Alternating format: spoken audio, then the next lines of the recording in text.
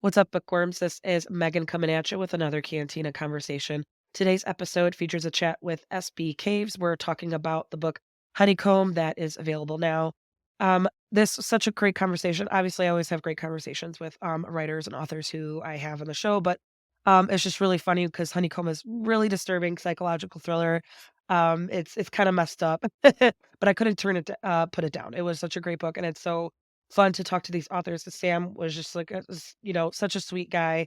Had a really cool conversation and just really learning about his process and how he developed this story as he went along and his experiences as a published writer of the thriller genre. But either way, I'll let you guys get to it. Here is SB Caves.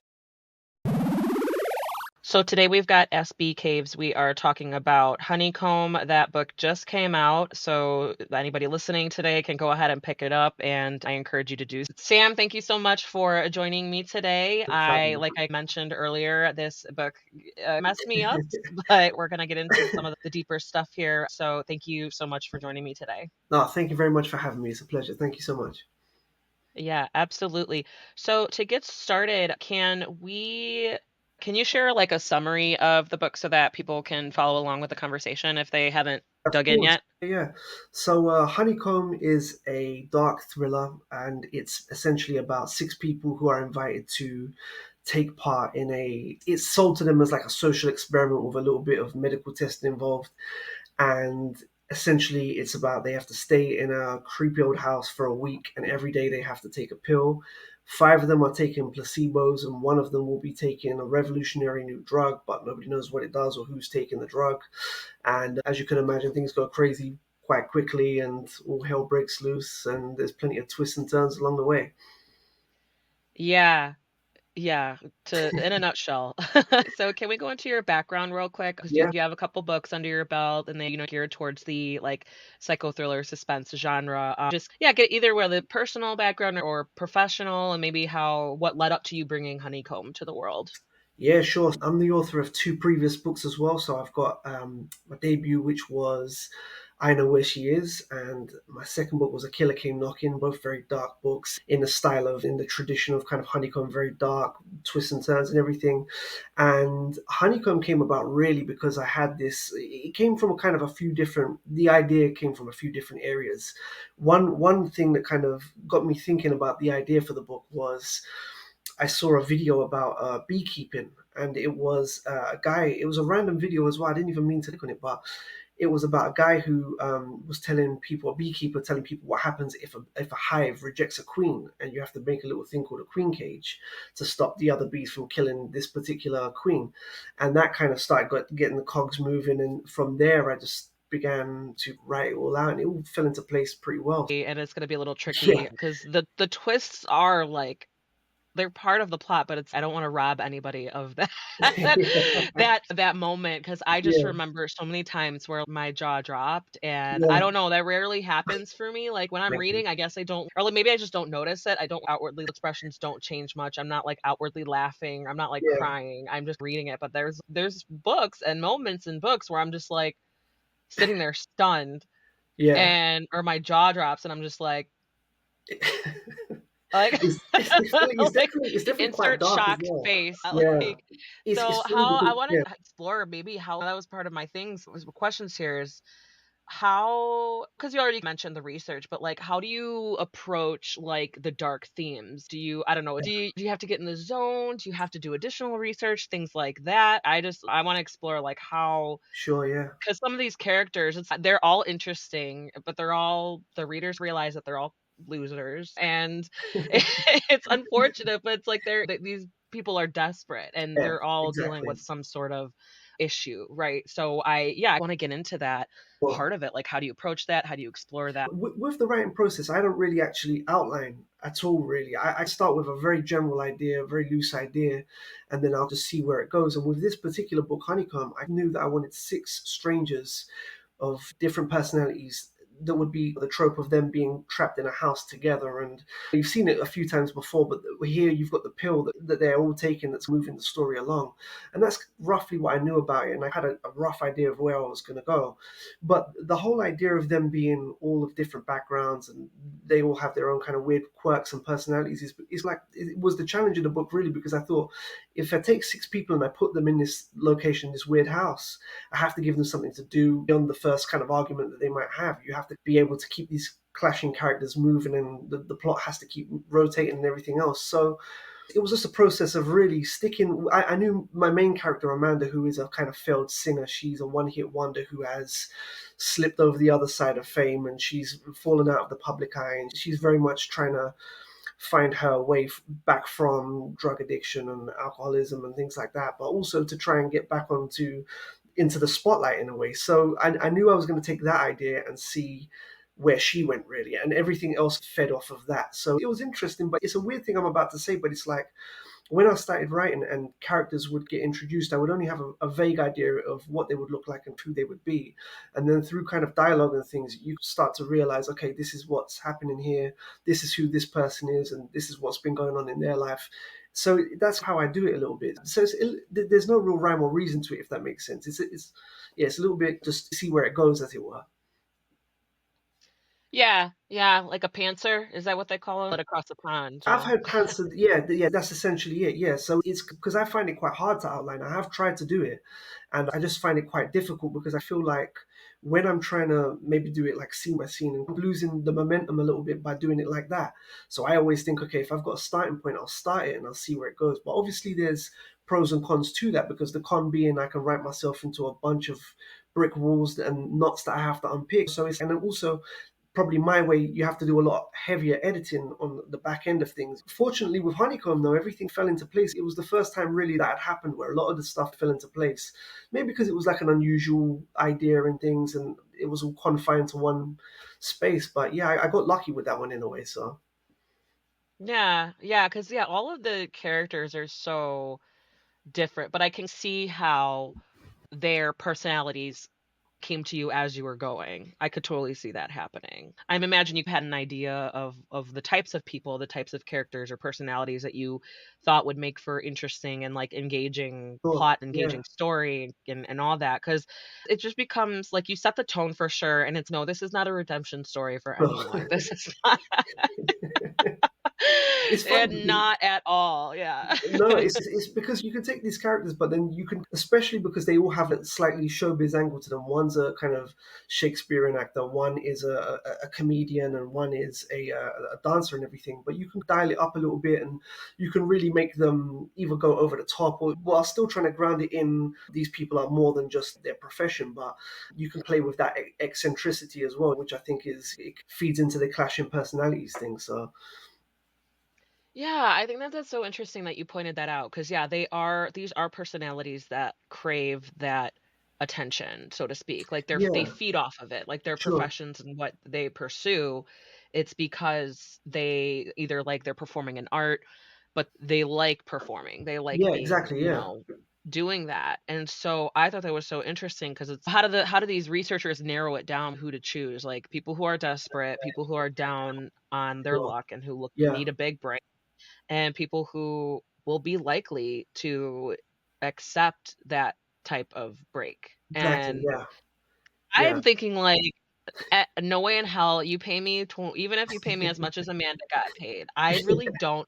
I'm too paranoid. I'm too same. like, Yeah. no thank you. Like I don't know how desperate I would have to be in order to agree to that experiment. But No, I'm like, 100%. Yeah, no, yeah. I'm good. Worst nightmare. Yeah, no, just the idea of being confined with 6 strangers, even without taking any kind of pill or anything like that, is for me anyway. Is a nightmare. But it's funny because, like you say, you have to give them a reason to be in there, and each one brings their own desperation to the story. So it's Amanda was an interesting one because where she's a one-hit wonder, I was very interested in the concept of a one-hit wonder. So American Right. Idol and X Factor and these kind of shows, where a lot of them who win it might have just like that one year where they're known and then they go into obscurity again. And it was that kind of idea of maybe working your whole life towards achieving this goal or this stardom or whatever it is, and then for that to go away, to be taken away from you through no fault of your own, and how that affects a person and whatever comes with that. And maybe there was a bit of Amy Winehouse inspiration as well, very close to home, things where she went off the rails and things like that. So yeah, it's just that kind of made Amanda a bit more interesting to me. She had a few more dynamics involved in that way. Yeah, but then again, the Yeah. house always, yeah, the house helped as well, because the house was like this big spooky setting, and I thought, well, that's nothing new in thrillers, right? You got a big spooky house with dark corridors and everything, but we know that this house in particular is got tricks up its sleeve and everything else. Yeah, that was quite, because I'm quite a big believer in setting a vibe as well. Like, to be able to, you can have a really good storyline, but I like to try and give off a vibe as well, if that makes sense. Yeah, Yeah. Absolutely. Yeah, the house for sure. Cause then it just it's so weird right off the bat, like, when Amanda first walks into the house and it's just even right off the bat, like, the sleeping arrangements, like, just how yeah. the bedrooms are set up, it's just really, like, what? And so that was I just thought that was an interesting choice, and maybe, like, what I got that from it reflects, like, the level of, like, almost another variable that these Yeah, experimenters are just like, "This is not gonna be important perhaps," this thing. is the other thing. So in my mind, when I was thinking about the sleeping arrangements, so the house is all quite big and lavish in places, but the actual bedrooms are spartan. They've got like these scratchy blankets, and I didn't really explain it so much in the book, but in my head, I was thinking the idea would be that they don't spend. It's done so that they don't spend a lot of time in the rooms, and it's Sure. also that, it's just adding another layer of discomfort to them, and things like that. Yeah. But the whole idea of the house being like, at one point, Amanda says she thinks that it might have been a boarding school before and things like this. And then we find out there's all other bits going on with the house, and it has that kind of old house meets technology thing going on. So, Yeah, which is unsettling in itself, right? yeah, exactly. Yeah, Like, exactly. someone who had the property is, "No, we definitely want this vibe, but we also wanna watch everyone who's in here." Yeah, this is it. And I'm really quite big on, as the story progresses, obviously, and everything that happens and the tension it builds up, and we start to realize what the pill is actually doing to these people. And I'm quite into these kind of stories of like things rooted around obsession and how dark and crazy people can get, not just with celebrity, but just in general, and just how that whole mind state works, how one person can get fixated on another person, how this can take over. And it's in fiction, it's all like very well and good, but like in real life, when you hear the stories of it and how crazy things do get for people, it scares me a little bit, quite a bit. So that's another kind of thing going on in my head, is that you're trying to bring some of your own kind of fear into that as well. Yeah, yeah, like, yeah, it's a way to connect with the reader for sure to what would be terrifying or unsettling to me, and then Yeah, trying to exactly. find a Yeah, way to incorporate that because I think, yeah, it's very fair to say stuff like that, especially when you get to the point of the queen cage, it's just, like, foreshadowing where it's just like, "What the fuck?" Like, why is this here? Why is only, one person knowing about it, and why is he sharing this information with her? exactly. Yeah, Like, that's when kind of readers can slowly, at least for me, I don't know if there's any point I mean, I think I started connect the dots, like, yeah, maybe from with the what was it? The prologue with the lab rats. I yeah, think that kind of definitely clues the reader into, like, yeah. what the kind of what's gonna go A bit down. of It's foreshadowing definitely going on. Yeah, foreshadowing for sure, but then it's yeah, also when these little clues, like, these little things that click in here and there, and it's not just, like, with those clues, with those little plot points, but it's also I liked what you did, and I wanna explore it, just going back with the characters and, like, yeah, how you with the flashbacks yeah, and yeah, maybe switching POVs a little bit or switching timelines to going back and forth. I wanna explore, like, how did you said obviously you're a pantser, but, like, yeah. how did you have to prepare to jump back and forth? Do you usually do that in your writing? No, it's something I avoid actually, but it's funny because when I Okay. finished this particular draft, everything's worked except for when I got to the end. There was not a plot hole, but then I thought, like, these people have to. It's too kind of spoilery to go into, but if I said they have to have a background and they have to be people that could get into this situation, and then if something happens, they have to be able to fall off the radar. And I actually went back and wrote those chapters into it, because I thought, oh no, we need to know a little bit more about what's going on here with these people rather than just being hinted. It's not really fair to the reader, so we have to. But generally speaking, I don't really like writing flashbacks because I don't something about I like things to move like linearly. Maybe because it gets too tricky jumping around, and sometimes even when I'm reading books that have different timelines and things, I find it a little bit jarring a lot of the time. So it's a tricky one for me. But yeah, but also when I was writing the backstories for them, it was just another interesting way to break up the action a little bit and say, oh, actually, here's a little bit more of what this person's about, and also you can sympathize a lot with what's going on. They're not just these kind of narcissistic people that are in this situation. They actually do have lives before this. They have problems. They've got all different kinds of things going on. So Mhm. yeah, so that was really Yeah. like yeah. Yeah, I like no, that was really smart. That was really smart, and I think if anything, you had to do something you weren't comfortable with, but it paid off, so I don't Yeah, no, yeah, it's That's fine. one way to look at it. Yeah, exactly. Yeah, and I think maybe my editor might have said something about like not with the flashbacks, but there was a couple of other parts where she said we could probably strengthen this a little bit here if you add a little bit more. So there's a few scenes in there where Sherry's in the kitchen and she'll be doing something, and we just get a little bit more flavor to the characters, so that they're not just so one dimensional. So yeah, a little bit of advice from the editor as well went a long way. Yeah, yeah, that's cool. No, I like that. I like it was a good it could be tricky, like, accepting that kind of input, but it's obviously you wanna trust the editor's expertise Yeah, and experience. 100%. Yeah, and it was the right. A lot of the time, like I'll feel that I've always had the experience that editors and agents really have steered me in the right direction a lot of the time, and they save you from yourself a lot of the time as well. Because I wrote a book, my debut book, which was I Know Where She Is, and essentially the novel's about a lady whose child is kidnapped and they never find her, and as the 10-year anniversary approaches, she gets a letter through the door saying I know where she is, and the whole thing was about how her husband, who she's now separated from, he has given up hope and everything, and they've had it declared dead, but she's always believed that the child is alive, and you find out all this kind of distressing stuff. And my editor at the time told me, it's good that you take this far, but she said, here's the point where you're going to lose readers. Like you can get quite far with this, but this is the tipping point where you're just going to turn people off. So as much as you're trying to hammer certain parts home, there you have to dial it back sometimes. And it's always valuable because you just write the thing and then they're there to save you from yourself a lot of the time. Yeah. Oh, that's good. Yeah, that's good for sure. Bring me to something else I'm curious about. Since it's like your 3rd book, did you approach it differently? Were there any big lessons learned from, like, your first 2 published books that you maybe took and approached the same did you approach it the same way as your other 2 books, or did you, like, use anything that you've learned, trying something different, things like that with Honeycomb?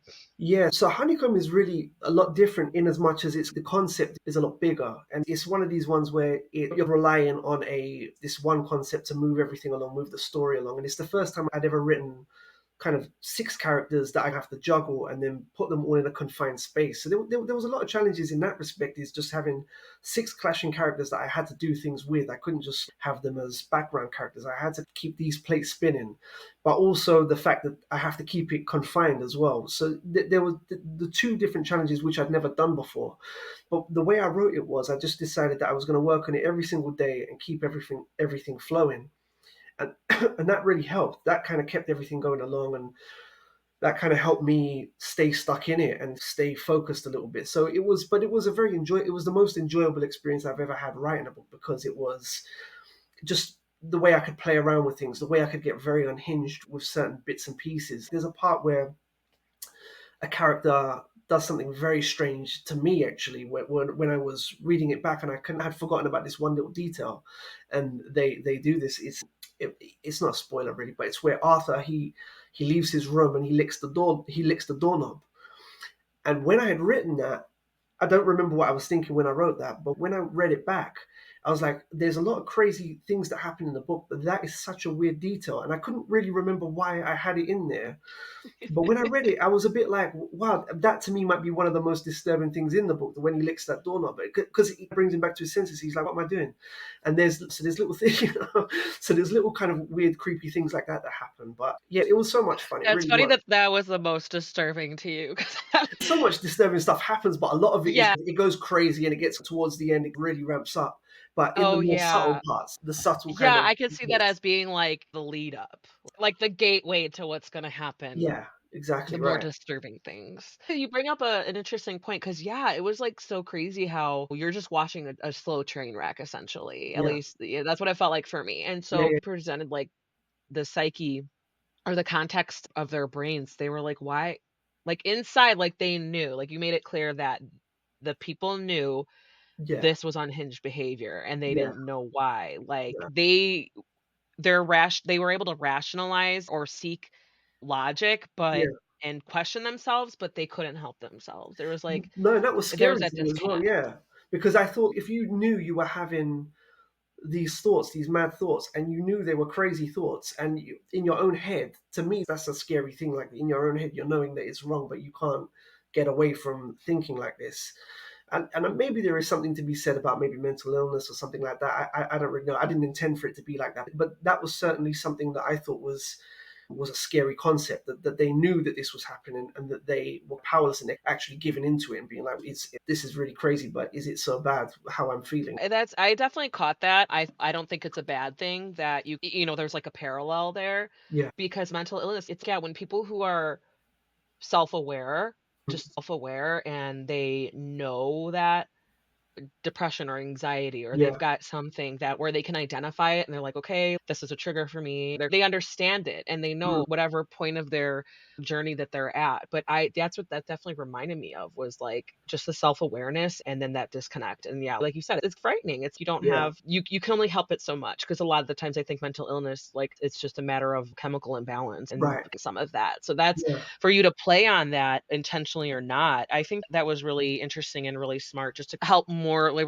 I won't speak for other readers, but just like for me, for example, just really help me make that connection and then make it a little more terrifying. Oh, Yeah, like yeah, yeah. Like I said, I didn't really. There's a lot that's been pointed out. I've seen some reviews and they pointed out things like comments on fame and comments on people that are and mental illness, like we were just speaking about. But I didn't do any of it really intentionally. There's no real kind of intended thing that I wanted to press on or talk about because other than maybe the whole thing of maybe fame and chasing fame, I don't know vaguely. But the real thing that was just pushing the story was just that I wanted to write something that was I just want, yeah, just the concept of them being in the house and them taking this weird drug and how it was affecting people. And that was really all that was driving it. But it's weird because the way that I do write in terms of not planning things out, I do sometimes think that maybe when you look back on it and you've written certain things, that maybe there's a subconscious part of something that comes into play that you're actually touching on.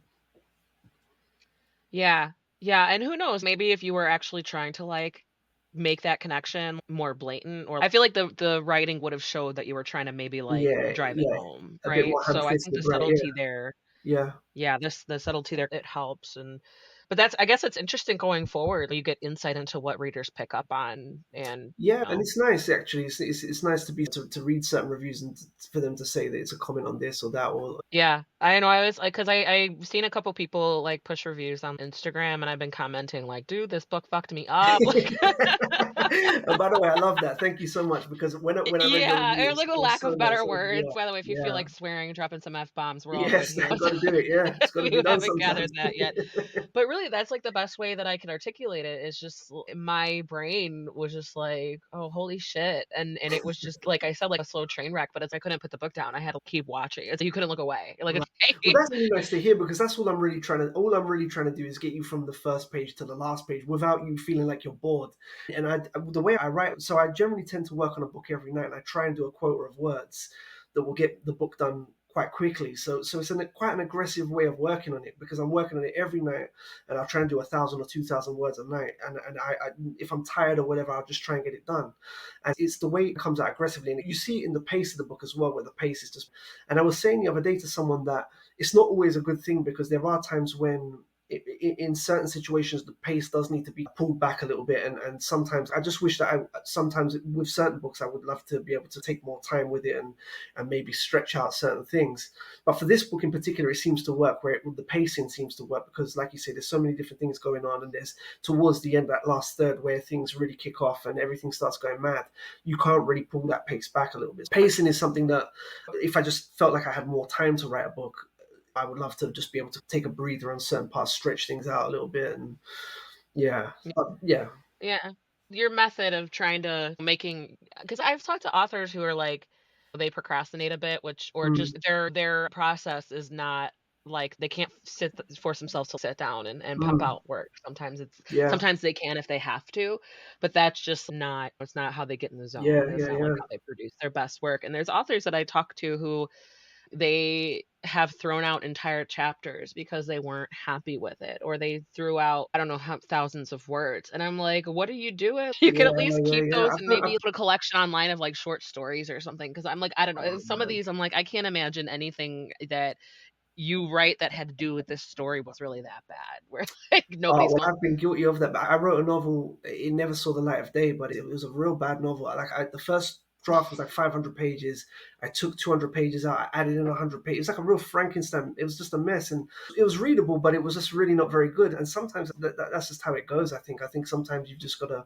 I just think of them as practice novels, just keeping yourself sharp. And I'm quite a big believer in just continuously writing and writing. And if I, for a lot of authors that kind of get discouraged, if especially like maybe first time authors, if they say they write a novel and they want to submit it and they don't get an agent or they don't get a deal straight away, and the kind of temptation is to maybe feel quite bad. I do get that, but I also think that the best remedy for it is just to put it aside and start on something else and just carry on and just that's just my way of thinking is just to keep on and just get more work done. But yeah, so mhm. I'm very much of that mindset of just like always trying to because like when I'm writing I get locked in and I think, all right, I'm working on this book, I'm going to work on it every night. And if I try and take a night off and I think, all right, I'll watch some Netflix tonight, I do feel guilty. It's a real weird thing where you feel like I should actually be doing my work. I should be sitting down. These are 2 hours I could be spent. And it's not maybe not it's not the healthiest way to do it, but it's in my head. It's like I need to do the work, so I need to sit down and as much as it is enjoyable and everything else, it is also to me at least it is work. I need to get it done and yeah, that's how I work anyway. But that doesn't work for everyone because I will burn out. Like after 2 months of doing that, I'll really burn out. And someone else who'd take more time and care, it will probably show. I don't know. Yeah, it's just everyone's got their own different way.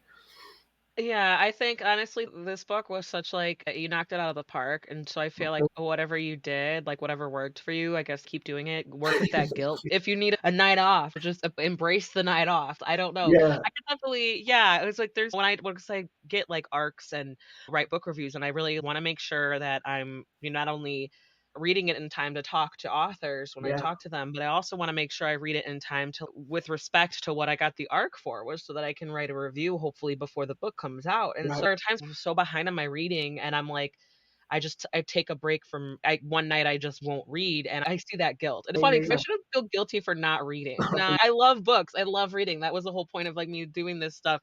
But I Yeah, totally feel that because it's like, yeah, the world's not going to end if I like, because the way I see it, I'm like, man, if I can read 200 pages today, I'd be solid. Oh, yeah. and Wow. yeah, I'm like, I'd be solid. I'll feel good. I'm Yeah, on track. But then it's okay. One night, I'm like, yeah, this is 3 hours of reading that I'm not doing because I'm catching up on my shows, like yeah, exactly. relaxing. And Yeah, I'm like, yeah. And so yeah.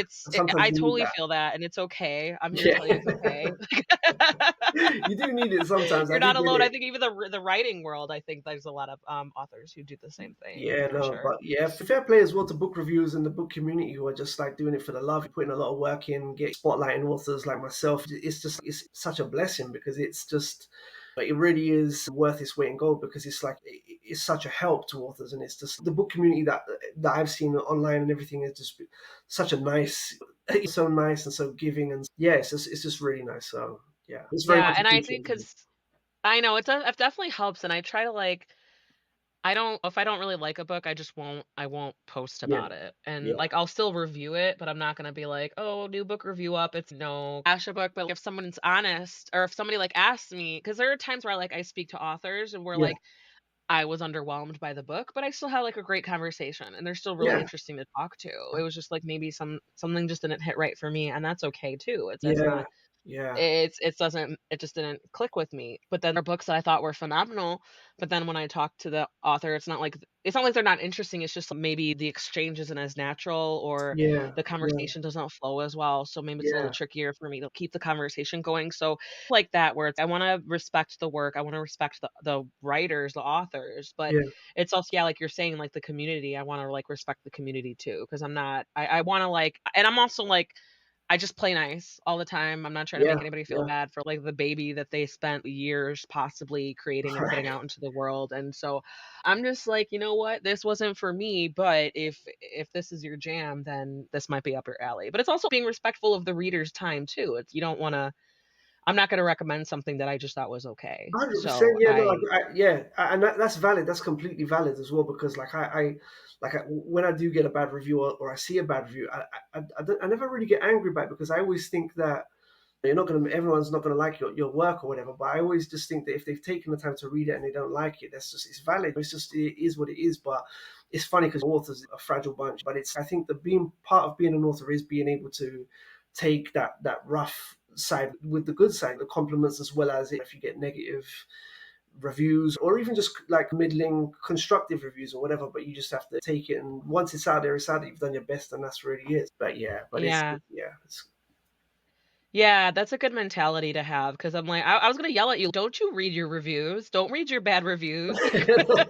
That's isn't that like a rule for, no, like, I try certain not to. writers? Like, don't read your bad Yeah.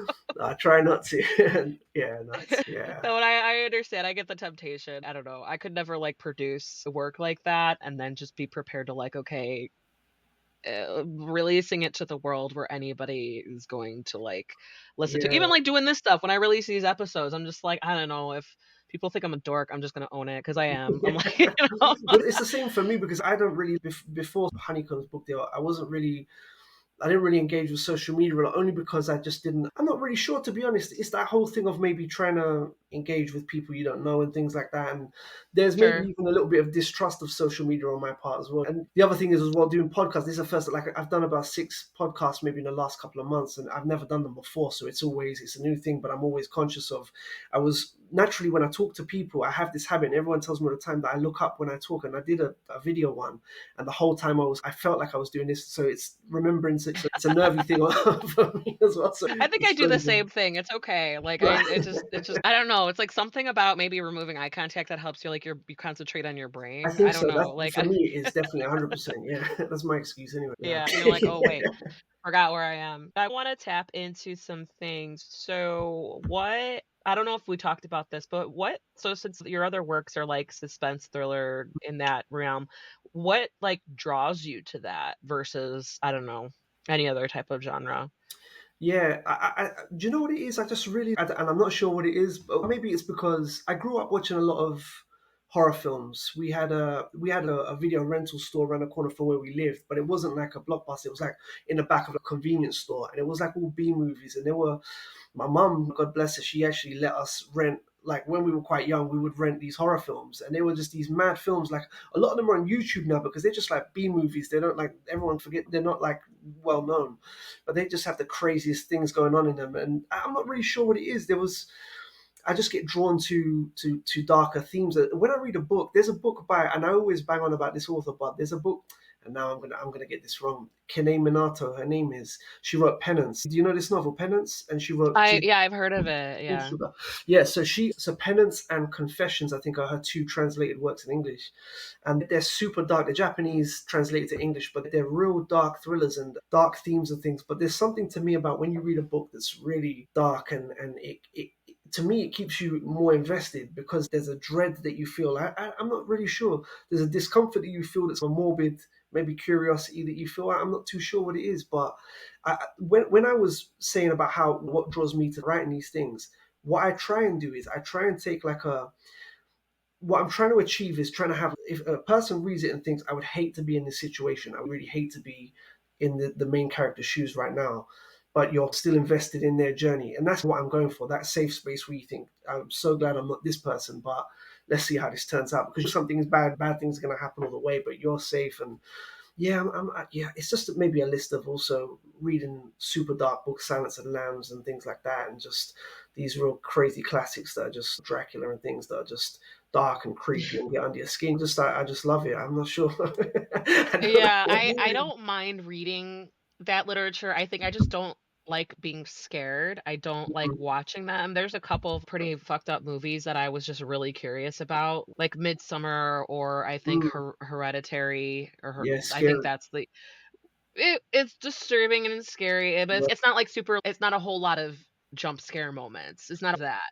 It's No. a lot of you see it coming, and maybe that's Yeah. why I'm, like, think maybe I can handle that type of stuff, but I think Mm. yeah, I don't know. Plus, if I'm gonna sit down for 2 hours, 2.5 hours, I wanna watch something that I like that will not only entertain me, but I will enjoy, Yeah. rather than watching something that It's gonna is just gonna anxiety. scare the shit out of me or Yeah. make me cover my eyes or, Yeah. like, I don't know, and some No, I people get love it. it. Some people Yeah. eat that shit up, so that's the reason they do that. They watch those Yeah. 'cause it makes them do it gets that reaction. Yeah, Yeah. like, reading something like that, I think, I'm like, I don't know, maybe it's because my brain can come up with my own version of it. Exactly, yeah. No, it's funny you say that because it's like with a film like Hereditary, which scared me a lot actually. I think it's such a good film, but it's a funny thing, isn't it? Just people who like to be scared like that. But my wife is the complete opposite. She won't have any of it. She won't sit down and watch any of that kind of stuff with me. I'll leave you to it. I'm gonna go to bed or whatever. She's into dramas and romance. She likes a lot of romance stuff, and I'm not Sure, really yeah. so much into, so I'm not really so much into it. But yeah, no, I do get it. It's funny because my sister and I, we were raised where we would always go to the shop and get these mad films and we would watch them. That would be like, it's a very fond childhood memory I have now of these mad films, but I would get scared because I'd be really young, and it's just something that's always been maybe ingrained in me. I don't know. But it's also I now think comforts me maybe a little bit. that's so funny because I think that was the opposite effect for me. Because I remember when my mom's aunt growing up, I think their family took care of us since we were, like, 6 weeks old till, I don't know, till, like, maybe 10 years old, so they were, Mm. like, our babysitters for a long time, but when we were, like, 7 years old, maybe, I know that I was really young, and they set us down to watch the movie It, and ever since then, I'm Yeah, like, that's a rough "Absolutely one. not," like, I will not, I refuse to even rewatch that movie, and I've Yeah, read a few of Stephen King's books, like, very talented, that's his thing, and I just remember just, nope, that's a core memory, I am yeah, traumatized, I like, "Fuck clowns, no thank you, I will never," and even I think, and I've never watched mind you, it was, like, whatever, the '80s version, the '70s version, like, that version that was, yeah, like, back then, like, not the yeah, version yeah. that Tim was Curry one. more Yeah. recent within the last 5 years or so, yeah, and but I just remember, and I have watched both part 1 and 2, the newer ones too, but I think it Mm. was partially because, like, I wanted to overcome it. I would just brave up and prove to myself that it also, because it was, like, hyped and there was, like, talented actors and Yeah, stuff. I think I was just the how cinema and filmmaking has evolved in the past, like, 30 years. I think that I was curious about that yeah, too, of for course. sure. Yeah. But yeah, I see, that's so funny because I think they had the opposite effect of me, where maybe that's where it started, where it's like, It "Nope, is a no rough thank one though. you, I'm not gonna Yeah, touch any." it will really like that's a pretty scary film. I think even to any degree. I think that's a hard one for a child to watch as well. Because I'm the same thing. We used to watch that one as well, and I would get very scared of certain parts. It's not a great one to Mm. watch at a young age. But my kids like it's Even yeah, even in the new ones where it's just, oh god, like, some of the clips I just remember just of look that has. I guess those have, like, jump scare moments where he shows up, like, in the background, or, like, someone else is in the background and yeah, the viewer can see, "Oh shit, that old woman's coming closer, and yeah, she's got a yeah, creepy face, and she's yeah, staring, and she's being really weird," and or just, like, other ones where it's yeah, there are certain moments where they definitely just got that really spooky, frightening behavior, but yeah, it's 100%. also where, I quite like these thrillers though that like the dark thrillers like that kind of straddle the fence a little bit between horror and thrillers. That's the ones that I find that when you get that sweet spot, that's what I like to see in films as well. There's a lot of films that are, I said Silence of the Lambs earlier, and that's a really good example because that kind of fits, that kind of ticks both boxes a little bit.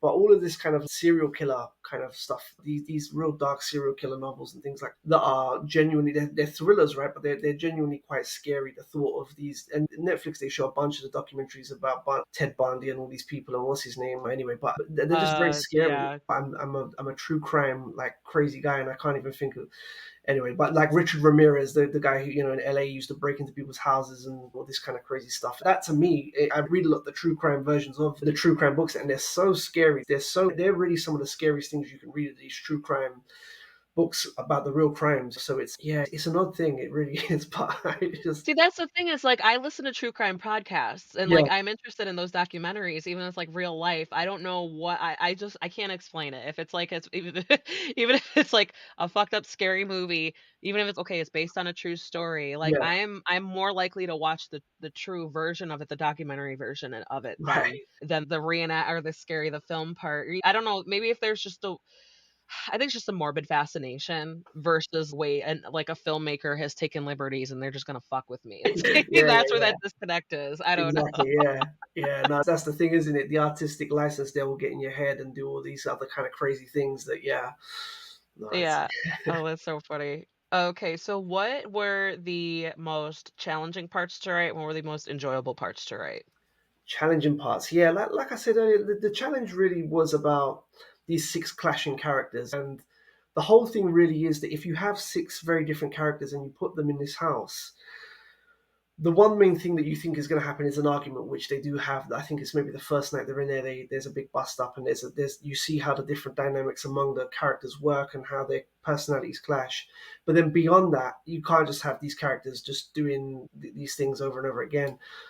And that was one part that I thought I have to try and get this right, where I have to be able to have a little bit of an ebb and flow, and I have to the kind of I don't know how the characters interacted and within the space and within the context of what was happening was a big challenge because it's yeah, it's just trying to make sure that I'm hitting the right notes on certain parts where I'm not going too far too soon. I'm giving you the right level of creepiness here, and slowly the house is shrinking, and I'm trying to do that until it gets to the point where okay, everything's gonna go crazy now, and that's where you can let loose. And that was the last third of the book was definitely the most enjoyable to write because it was the pace just runs off and it's okay, bang, this is going to happen, this person's in trouble here, this is going on, there's this person's doing something mad up here, this person's doing, there's chasing, there's all kinds of crazy things. It's like the inmates take over the asylum a little bit here, and that was fun to write because in my head it plays out like almost like a horror film. This is going mad now,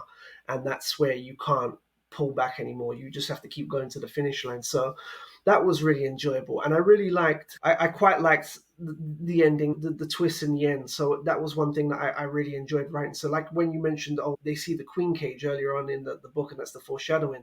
The queen cage was when I saw this YouTube video about the bees, and the guy says you have to build a thing called a queen cage. I'd never heard that phrase before, and that was something that got stuck in my head over and over again. The two words queen and cage, and I was just like, this is such a weird thing. And from there, it was like playing into that. And so the last third of the book was really fun to write, even though it's the most distressing part for a lot of reasons. But it's just knowing that we're actually getting to the finish line, but we have to go through all this gauntlet of things is, yeah, definitely fun. Yeah. Yeah, because it's I know a couple of those plot twists, I was just like, "Holy shit." I was just and obviously I don't wanna be I wanna be spoiler free, but when they're like I feel like I know what you're talking about, like, the turning point you were thinking of. Yeah. An unexpected variable came into play, and they just, "Oh, let's see what happens," and, it's the reader by now, I feel like we can see it coming, and it's just confirming it, it's just, "Oh, shit." Like, Yeah. when This is it. And that's very articulate when I express my, like, no. emotions, I'm That's like, I "Oh, love it. no." This, I'm just, I love it because it's like because I know that once you let the dog off the leash at that point, I just know that's it. You can let it go crazy, and I don't have to worry now about what level of creepiness there is, what level of tone, what's going on, because I know it's just all going to go like that. It's just going to take off. So then it's just like you just write and it just starts to fly at that point. And it's funny because only towards the end I realized, okay, oh wow, that's going to happen, and then this is going to happen, and then it's only really as I got towards the end that I realized certain key points twists at the end were going to happen. Yeah, and that was quite fun to see that come together and to see that they started to work in a way that I hadn't really envisioned at first. Yeah, that's really yeah, I know, that's really cool because it is really if readers didn't feel rewarded, like, through the first 70, 80% of the book, it's just like they'll get rewarded at the end for sure, and it did remind me I don't know if you're familiar with the Belko experiment, I think James Gunn wrote and directed it, but it reminded me of it where it's basically like where, They're at a work. movie where it's like a Belko experiment.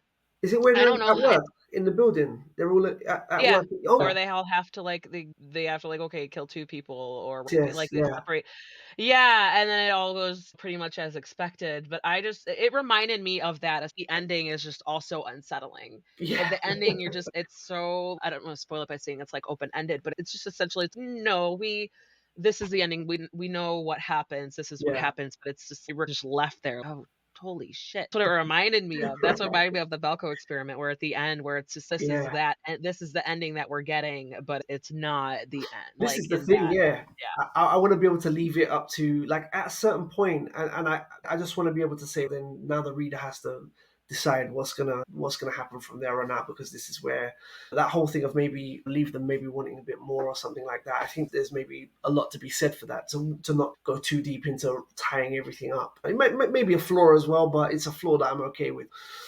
Yeah, no, I think you're not tying it up in a little bow. You're not saying, because it's like, yeah, it's like, how do you, what kind of aftermath would that be? Like, how would Yeah, you, what could be an ending that would resolve anything? What, and it's, yeah, what would the aftermath of that experiment be? And yeah, where would it leave the people who are still around? What would happen to them yeah, afterwards? And it's just, we're seeing it, and it's just, is very, yeah, like, it's unsettling and it's disturbing and it's really unfortunate. I feel bad for everyone involved. Like, Jesus Christ, I feel so bad. Even though they're like, yeah, they're all questionable people, and questionable motives, but it's yeah. still just, It gets tragic. it's Yeah, sad. It's sad, and it's yeah, so creepy, and they're yeah. like, "Oh." Even It's like, towards the "Nope, end, nope, any strangers in suits come up to me, I'm just gonna say, 'No, thank you. But Don't want it, don't need it, well, that's the don't funny have it, thing go is to bed, that Adam.'" even at the end, when certain bad things are happening to the characters, especially like in their last moments or the last few chapters, there is a point where you do see the less crazy side to them. And I do think that, like, when I was writing it, I do remember thinking that there is a point where you can feel sorry for even the ones that are doing the worst things in the book when Yeah. things. So it's, yeah, I'm glad it reads that way. Yeah, so you wanna make complicated characters, right? You Yeah, wanna, yeah, like, yeah. multidimensional characters. It's Right. then they do have some semblance of recognizing wrong, like with Arthur, he reminds me of it. He's rude right off the bat. Yeah, I'm not gonna bother introducing yeah, myself now because I'm gonna have to do it when everybody gets here. yeah, yeah, Like, yeah, he's just like, "Where's the booze?" yeah. And he's really rude, and especially him and Sherry get into it, and I don't blame him. I don't blame either of them. But Yeah, then he eventually is like trying to apologize, and characters are like, "But you've been doing this to everyone." he's just So been he's acting like, like "Well, a what?" prick the whole way through Like, the book, and it's just. But the thing is with him as well. Like, what I was trying to do is show that a lot of it is just insecurities, overcompensating. That his rudeness is part of just him being an insecure guy, like probably most guys are. So it's everyone has these insecurities and things, but he's just overcompensating. His defense mechanism is just to act like a complete dick straight away, so that he doesn't have to reveal anything about himself or whatever. Yeah, get ahead of it. I'd rather know what that I'm just gonna give them a surefire, like, opinion of me that exactly. Yeah, yeah, yeah. yeah, that's what yeah, I know. It's like I didn't I liked them. I liked them all for their own reasons, right? It was just like, "Oh god, you are a bunch of hot messes." It was it makes it's for interesting storytelling. Okay, so just a few more questions before we No wrap worries. up here. What do you hope readers get out of, Honeycomb? I just want them to have a good time with it. That's literally it. I don't really want any. There's no real deeper thing going on. I just, like I said, all I'm trying to do is if you pick up Honeycomb and you start reading it, I just want to make sure that you're not bored and you get to the end of it. That's all I'm. When I'm writing it, that's all I'm thinking. Is the reader going to get bored? Is this pushing them along? So that's really all I want to do is give people a fun, interesting story. Really, that's literally it. There's nothing. Just that if you buy it, you get your money's worth, and that's it. Yeah. Yeah, this reader got that, so Oh, don't thank you worry so about much. it. It And I can honestly get does there's mean a lot. definitely a handful of people on the internet from what I've seen so far. I'm also gonna throw this at you. We'll just what advice do you have for Amanda? The thing about Amanda's character, I think, is that she's just been burnt so much, and she's just gone through so much. And she's only meant to be 26, I think, in the book, and she's lived such a full life already. And I think really all Amanda needs is a hug. She's like most of us. Sometimes you just need someone to give you a hug and just let you know that things are going to be all right. And I just think that Amanda hasn't had that. She's just been treated very badly. She's a lot at a young age, and she's just done a lot of mad things. And it's sometimes like the world will just get on top of anyone given the right circumstances, right? Your bills or whatever. And she's just had such a rough time. Advice, the only kind of comment that I think looking back on it that maybe I was trying to make, especially with Amanda, is that like she's been burnt so badly by fame and the whole thing that she's still stuck on wanting to prove herself and wanting to get to that point where she will be recognized again as a singer and loved for being a singer. But it's going back chasing that drug again, chasing that high of this thing that's already burnt you. And I don't know. I think that it's just like I said, just if Amanda were a real person, it would just be about giving her a hug, giving her a cup of tea, and just listening to what she's got to say. But yeah, that's literally it, I think. But the advice would just be not to go in the house from the get go. No matter Yeah, how bad things are, you just there'd be no book. Like, just say no. exactly. It ends after two chapters. That's it, novella. Yeah, I know I like when I ask authors that if they listen to my advice, there wouldn't be a book, or they'd be Right. like to me, like Yeah, yeah, yeah, yeah. This is it. any advice I share, they're not gonna listen anyway. So, Yeah. Well, but it okay, SB Caves, Honeycomb, that book is available now. Thank you so much for your time and for your discussion and all that good stuff. Like I said, I recommend this book to people who are into the scary horror psychological stuff. You won't regret it. And it's somewhere down the line, if you've got anything else that you're working on, feel free to come back. I'd love to chat again. There you go. That was SB Caves talking about Honeycomb. That book is available now. Go ahead and check out the show notes where you can find links where to find Sam online and on social media. While you're looking on social media, go ahead and find Cantina Book Club. Give me a follow, a like, all that good stuff on most platforms if you can. If you check out, well, if you need more book recommendations, please go ahead and check out cantinabookclub.com where you can find book reviews to check out some books if you need to add to your reading list or if you're looking for your next read. And when you do read these books, I can't stress enough how ratings and reviews, how much those help the authors. So if you can take a couple times to go ahead and do that, it really does help them out. But anyway, as always, thank you guys so much for listening.